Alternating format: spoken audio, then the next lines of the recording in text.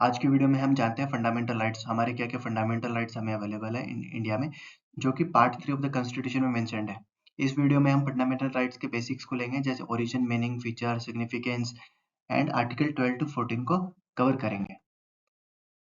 Fundamental rights का origin कहाँ है? हमारे फंडामेंटल राइट्स का ओरिजिन कहाँ से हुआ है? देखिए, जब हमारा कॉन्स्टिट्यूशन बना था उस टाइम पर बहुत सारे देश के कॉन्स्टिट्यूशंस को स्टडी किया गया था और जो हमारे सिचुएशन के अकॉर्डिंग हमें सही लगे वो इंडिया ने अपने कॉन्स्टिट्यूशन में अडॉप्ट कर लिए। तो हमारे फंडामेंटल राइट्स लिए गए यूएसए के कॉन्स्टिट्यूशन से, बिल ऑफ राइट्स से।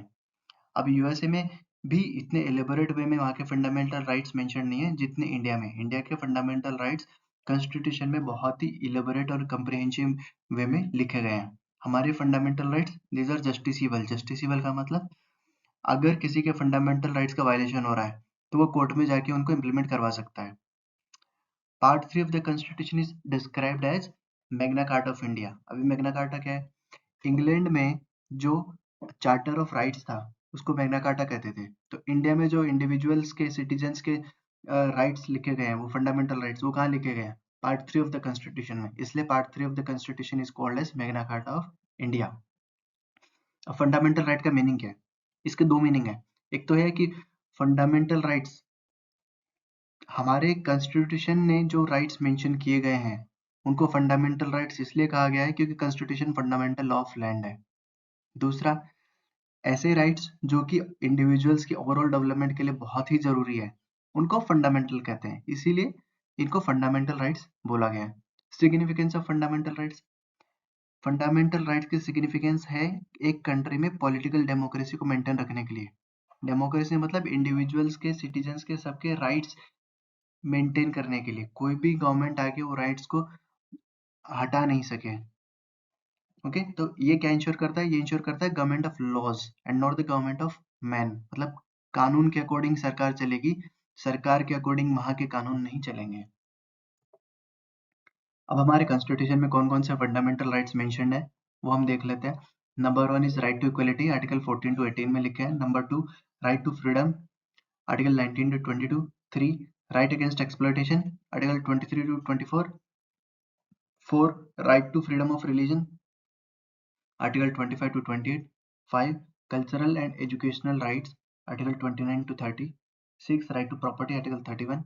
7, right to constitutional remedies, article 32। ये जो सिक्स्थ राइट है, राइट टू प्रॉपर्टी, ये कॉन्स्टिट्यूशन में फंडामेंटल राइट से हटा लिया गया है 44th अमेंडमेंट एक्ट से, और इसको एक लीगल राइट के तौर पे आर्टिकल 300A में कॉन्स्टिट्यूशन में इंक्लूड किया गया है।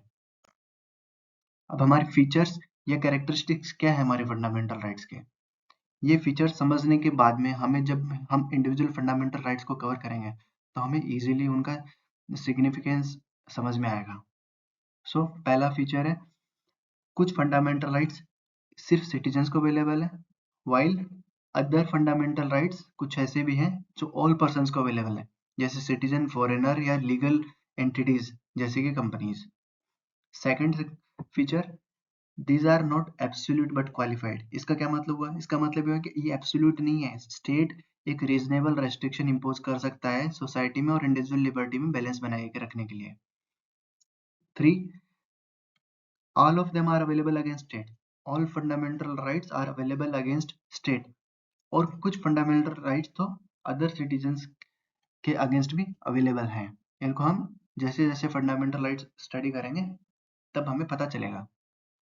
Fourth, some fundamental right are negative in nature, मतलब वो स्टेट के पावर के ऊपर लिमिटेशन इम्पोज करते हैं, while other fundamental rights are positive in nature, मतलब वो सिटीजन्स या पर्सन्स को सर्टेन प्रिविलेजेस देते हैं। Okay. Fifth, they are justiciable. Justiciable मतलब अगर उनका वायलेशन हो रहा है तो कोई भी पर्सन कोर्ट में जा सकता है उनके एनफोर्समेंट के लिए। Sixth, they are defended and guaranteed by the Supreme Court. कोई भी अग्रीड पर्सन है डायरेक्टली सुप्रीम कोर्ट को जा सकता है। इसमें ऐसा नहीं है कि पहले आप लोअर कोर्ट पे जाओ, फिर अपील के थ्रू हाई कोर्ट जाओ, फिर अपील के थ्रू सुप्रीम कोर्ट जाओ। आप डायरेक्टली सुप्रीम कोर्ट को अप्रोच कर सकते हो अगर आपके फंडामेंटल राइट्स वायलेट हो रहे हैं तो। Seventh, they are not sacrosanct और परमानेंट, मतलब एक बार कॉन्स्टिट्यूशन में लिख दिया तो हमेशा के लिए लिख दिया नहीं, उनको चेंज किया जा सकता है, कम किया जा सकता है, ज्यादा किया जा सकता है, हटा जा सकता है। एक्सेप्ट अगर कोई fundamental right basic structure of the constitution है तो उसको अमेंडमेंट के द्वारा भी नहीं हटाया जा सकता, बाकी सब कुछ चेंज किया जा सकता है। 8th सस्पेंशन, फंडामेंटल राइट्स कभी सस्पेंड भी किए जा सकते हैं, यस। जैसे नेशनल इमरजेंसी के टाइम में फंडामेंटल राइट्स को सस्पेंड किया जा सकता है, बट जो आर्टिकल 20 एंड 21 में फंडामेंटल राइट्स हैं उनको तो तब भी सस्पेंड नहीं किया जा सकता। और जो फंडामेंटल राइट्स आर्टिकल 19 में अवेलेबल है उनको उनको सिर्फ और सिर्फ एक्सटर्नल इमरजेंसी के टाइम पे सस्पेंड किया जा सकता है और किसी ग्राउंड पे नहीं किया जा सकता। मान लीजिए कंट्री किसी और कंट्री से वॉर पे है तो आर्टिकल 19 के सस्पेंड किया जा सकता है फंडामेंटल राइट्स, अदरवाइज नहीं। 9 आर्टिकल 33 में क्या लिखा है? Application of fundamental rights can be restricted to the members of armed forces, paramilitary forces, etc. मतलब आर्मी, पुलिस, पैरामिलिट्री फोर्स, इन सब के ऊपर पार्लियामेंट फंडामेंटल राइट्स की एप्लीकेबिलिटी को रेस्ट्रिक्ट कर सकती है। 10th फीचर, जब मार्शल लॉ मतलब मिलिट्री लॉ किसी ऑर्डर को मेंटेन करने के लिए मिलिट्री लॉ एप्लीकेबल है कंट्री में तो भी फंडामेंटल राइट्स को रेस्ट्रिक्ट किया जा सकता है। 11th, देखिए कुछ फंडामेंटल राइट्स तो अपने आप ही एनफोर्सेबल है और कुछ के लिए गवर्नमेंट को लॉ बनाना पड़ता है या लॉ ऑलरेडी बनाए गए हैं ताकि उनका एनफोर्समेंट हो सके। आर्टिकल 12, आर्टिकल 12 क्या है? Definition, definition of what? Definition of state, state for the purpose of part 3, मतलब फंडामेंटल राइट्स में जो बोला गया ना कि ये राइट्स स्टेट के अगेंस्ट अवेलेबल है तो स्टेट क्या है, स्टेट को यहाँ पे डिफाइन किया गया है। तो state includes following: government and parliament of India, government मतलब एग्जीक्यूटिव बॉडी एंड पार्लियामेंट मतलब लेजिस्लेचर बॉडी, ओके। उसी तरह government and state legislature. C, local authorities जैसे municipality, panchayat, district board etcetera. D, any statutory और non statutory authorities like LIC, ONGC, SAIL etcetera, मतलब एक wider sense में government और उसकी एजेंसीज को सबको इंक्लूड कर लिया गया है। अब इसका मतलब क्या हुआ? ये सब जो एजेंसीज हैं जिनको स्टेट के अंदर इंक्लूड किया गया है वो सब अगर कुछ ऐसा करती हैं, ऐसा लॉ बनाती हैं, कुछ ऐसा करती हैं जिससे आपके फंडामेंटल राइट वायलेट होते हैं तो आप कोर्ट में अप्रोच कर सकते हैं। आर्टिकल 13 क्या बोलता है? Laws that are inconsistent with और in derogation of any of the fundamental rights. तो जो भी लॉ है वो फंडामेंटल राइट्स के अगेंस्ट है तो क्या करोगे? तो आर्टिकल 13 बोलता है they shall be void and unconstitutional, और उनको डिक्लेयर कौन करेगा? Court. Supreme court under article 32 and high court under article 226 has the power to declare any law unconstitutional and invalid अगर वो फंडामेंटल राइट के अगेंस्ट है। तो इस तरह से एक doctrine of judicial review article 13 में इंक्लूड किया गया है। अब यहाँ पे बात आई कि जो लॉ इनकंसिस्टेंट है फंडामेंटल राइट से, तो लॉ क्या है? लॉ का डेफिनेशन क्या है? किस तरह के लॉ जा सकते हैं? तो उसमें क्या है? A, permanent laws. Permanent laws मतलब पार्लियामेंट और स्टेट लेजिस्लेचर ने तो लॉ पास किया वो। टेम्पररी लॉ मतलब ordinances by the president and governor, क्योंकि ऑर्डिनेंस की वैलिडिटी लिमिटेड टाइम की होती है, उनको टेम्पररी लॉ बोला गया है। C, statutory instruments like order, byelaw, rule, regulation, notification etcetera. And D, non-legislative source of law, that is custom or uses having the force of law। तो ये इस तरह के सब लॉज हैं जिनके जो अगर फंडामेंटल राइट्स को वायलेट करते हैं या उनके अगेंस्ट हैं तो कोर्ट में चैलेंज किए जा सकते हैं। अब आर्टिकल 13 क्या बोलता है कि constitutional amendment is not a law, तो वो चैलेंज भी नहीं किया जा सकता। बट केशवानंद भारती केस 1973 में क्या बोला? अगर constitutional amendment act basic structure of the constitution को अफेक्ट करता है फंडामेंटल राइट्स में तो उसको भी कोर्ट में चैलेंज किया जा सकता है और वॉइड डिक्लेयर किया जा सकता है। आर्टिकल 14 टू 18 को क्या कैटेगरी में डिवाइड किया गया? Right to equality. उसमें आर्टिकल 14 को देख लेते हैं। आर्टिकल 14 क्या बोलता है? देखिए यहाँ पे एक इंडिविजुअल वर्ड का मीनिंग निकलेगा तो हम देखते हैं। आर्टिकल 14 बोलता है state shall not deny to any person equality before law and equal protection of law within the territory of India. यहाँ पे बोला है स्टेट, मतलब ये राइट स्टेट के अगेंस्ट अवेलेबल है, न कि अदर सिटीजन के अगेंस्ट।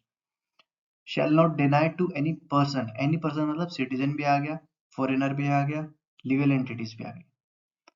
फिर आगे दो टर्म है equality before law and equal protection of law, जिनको हम देख लेते हैं। तो यहाँ पे state shall not deny any person equality before law और equal protection of law within the territory of India. अब इक्वलिटी बिफोर लॉ क्या है? C, equality before law concept का ओरिजिन हुआ था ब्रिटेन में और ये एक नेगेटिव कंसेप्ट है, किस तरह से हम समझ लेते हैं इसको। इसका मतलब है A, absence of any special privilege in favour of any person, मतलब ये सभी पर्सन में इक्वलिटी लाना चाहते हैं कि किसी पर्सन को कोई स्पेशल प्रिविलेज नहीं है। B, equal subjection of all person to the ordinary law of land, एक कंट्री के लॉ के लिए सभी लोग समान है, उस लोग कानून की नजर में सभी लोग समान है। C, no person is above the law, चाहे वो कितना ही रिच हो, चाहे उसकी कोई भी पोजीशन हो, कानून से ऊपर कोई नहीं है, सब कानून के नीचे ही है। अब हम देख लेते हैं इक्वलिटी बिफोर लॉ कहाँ से आया। Equality before law is an element of concept of rule of law.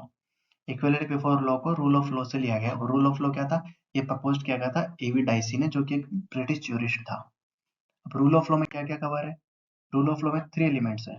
पहला क्या है कि कोई भी व्यक्ति बिना किसी कानून के वायलेशन के पनिश नहीं किया जा सकता, मतलब अगर किसी व्यक्ति को पनिश करना है तो ये पहले ये बताना पड़ेगा कि उसने किस कानून का उल्लंघन किया है। Second, equality before law is equal subjection of all citizens, country के सारे सिटीजन समान रूप से उस कानून के अंदर आते हैं, कोई भी उससे ऊपर नहीं है।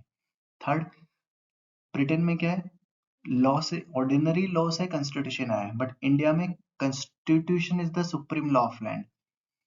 ओके, तो इंडिया में जो भी लॉज बनते हैं उनको इट मैंडेटरी है कि वो कॉन्स्टिट्यूशन से कंप्लाई करें। ठीक है, ये थे रूल ऑफ लॉ के 3 एलिमेंट्स। अब रूल ऑफ लॉ से क्या इंश्योर हो गया, रूल ऑफ लॉ से ये इंश्योर हो गया कि law is king, not king is law, मतलब कानून ही सुप्रीम है, कोई व्यक्ति विशेष नहीं। अब सुप्रीम कोर्ट ने रूल ऑफ लॉ को, जो कि आर्टिकल 14 में है, रूल ऑफ लॉ को basic feature of the constitution declare कर दिया। इसका मतलब आप रूल ऑफ लॉ को कॉन्स्टिट्यूशनल अमेंडमेंट एक्ट के द्वारा भी नहीं हटा सकते। अब इसमें सेकंड मीनिंग था इक्वल प्रोटेक्शन ऑफ लॉ, उसका क्या मतलब है वो देख लेते हैं। ये एक पॉजिटिव कंसेप्ट है और अमेरिकन कॉन्स्टिट्यूशन से लिया गया है। तो it connotes A, equality of treatment under equal circumstances, मतलब समान सिचुएशन में समान treatment. B, similar application of same laws to all person who are similarly situated. C, like should be treated like. अब इन तीनों का एक ही मतलब है कि जो लोग सिमिलर सिचुएशन में उनके ऊपर सिमिलर लॉ अप्लाई करने चाहिए।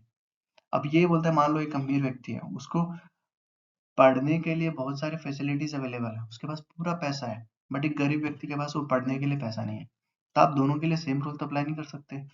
तो आपको जो कमजोर है, जो गरीब है, उसको एम्पावर करना पड़ेगा ताकि वो भी इक्वल एजुकेशन हासिल कर सके।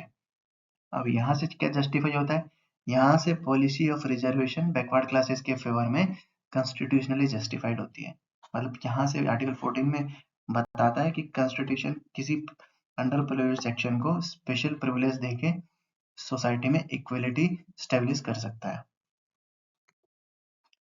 अब इस इक्वलिटी के कुछ एक्सेप्शन भी है, जैसे कि आपको थोड़ा बहुत पहले भी लगा होगा जब हमने इक्वलिटी को पढ़ रहे थे कि everyone is equal in the eyes of law.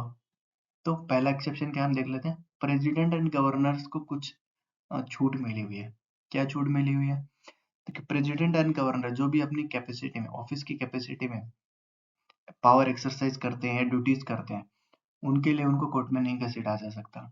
क्यों, इसके पीछे एक रीजन ये भी है कि मेनली तो जो चुनी हुई सरकार है वही सारे काम करती है।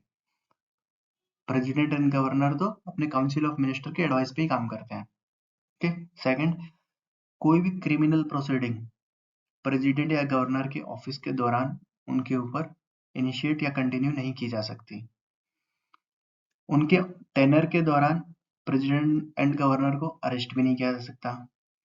अगर कोई सिविल प्रोसीडिंग करनी है गवर्नर या प्रेसिडेंट के अगेंस्ट, तो 2 महीने का नोटिस भी जरूरी है। ये हो गया पहला पॉइंट। अब सेकंड एक्सेप्शन क्या है, सेकंड एक्सेप्शन ये कि मान लीजिए किसी हाउस ऑफ पार्लियामेंट या लेजिस्लेचर में कुछ प्रोसीडिंग्स हो रही है, उनको किसी न्यूज़पेपर ने या टीवी ने कहीं पे पब्लिश किया है, तो उसके लिए आप उनको कोर्ट में नहीं ला सकते।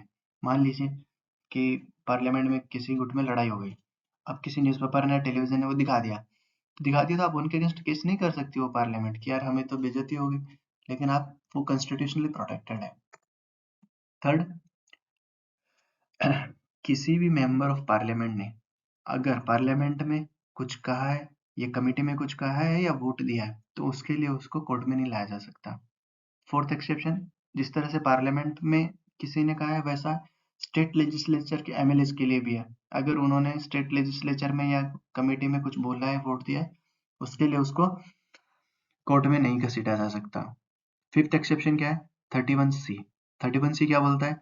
39 clause article 39B and C को इम्प्लीमेंट करने के लिए अगर कोई लॉ बनाया जाता है और वो आर्टिकल 14 के अगेंस्ट है, तो वो ओवरराइड करेगा, वहां पे आर्टिकल 14 ओवरराइड नहीं करेगा। अब तो ऐसा क्या है भाई आर्टिकल 39B और C में? सी आर्टिकल 39B क्या बोलता है?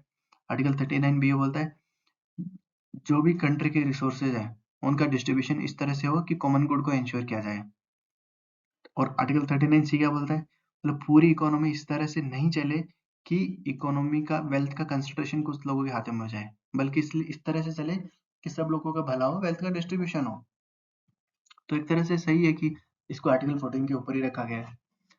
Sixth, foreign surveyor's, ambassador, diplomats of the foreign countries, उनको भी क्रिमिनल एंड सिविल प्रोसीडिंग से बाहर रखा गया है। उनके ऊपर आप केस नहीं चला सकते, उनको अरेस्ट नहीं कर सकते।